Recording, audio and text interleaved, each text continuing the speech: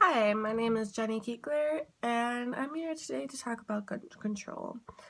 Um, Everyone has their own opinions about gun control, and I'm just gonna kind of talk about both sides of it. And to start off, in 7 states, you can have a concealed weapon on public colleges or universal campuses, and the Second Amendment is there known to protect us, and in some ways we shouldn't have that taken away, according to some people. And according to Newsmax, Gun Control Pros and Cons, 3 points on both sides of the debate by Karen Ryder, says that background checks have a great impact because of those background checks, nearly around 2 million people have been prevented from getting guns that frankly should not be having guns. And we need a system to prevent people that shouldn't have guns, but we also need a right to carry them for the people that do deserve them or do want to carry them.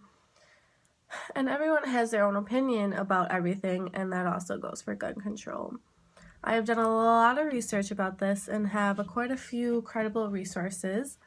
And in today's world, we live in a world where we need to protect ourselves, our family, our friends, and our community.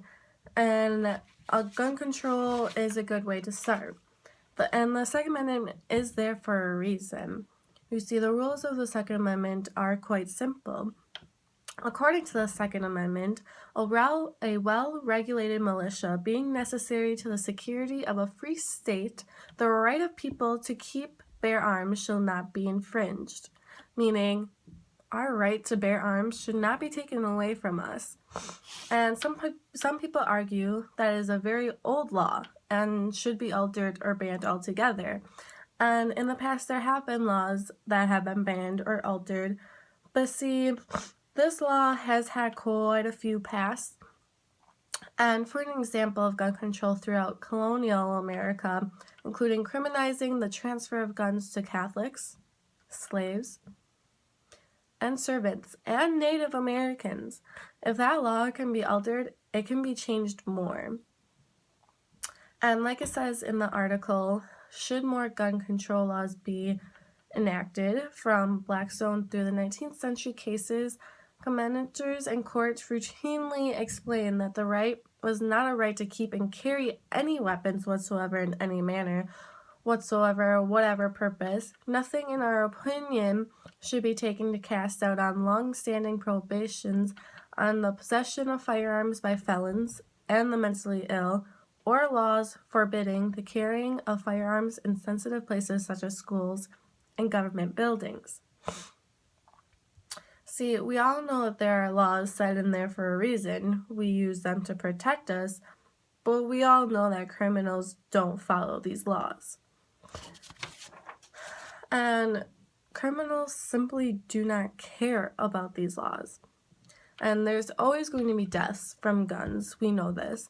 And one of the ways, and there are ways that we could prevent this from happening. Although, because there are so many deaths that occur, it is scary. But there were around 464,333 total gun deaths that happened between the years 1999 and 2013. To show in what areas these are, 58.2% of these deaths were suicides, 33.7% of these were homicides, and 2.2% of them were unintentional deaths. Now, on the contrary side, there was a study done in 2013 that discovered that bans on assault weapons did not significantly affect murder rates at the state level, which was stated in the article, should more gun control laws be enacted. While gun ownership doubled in the 20th century, the murder rate actually decreased. According to John R. Lott, PhD, author of More Guns, Less Crime, Understanding Crime and Gun Control Laws, he stated that states with the largest increases in gun ownership also have the largest drops in violent crime. The effect on shell issue, concealed guns, laws on these crimes, where 2 or more people were killed, has been dramatic. When states passed these laws, the numbers of multiple victim shootings declined by 84%. Deaths from these shootings plummeted on average by 90% and injuries by 82%. Now, everyone is going to have their own opinions on heavy topics such as this one, although it is up to us to decide what really is right for our country and do the research it takes and develop that strong background for your idea of which side is right. Now, we have the amendments and laws set in place to protect us, but we all know some people will go against that.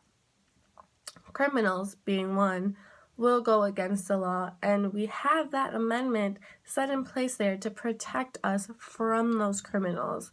See, whether you take our guns away, criminals are still going to find a way to have them.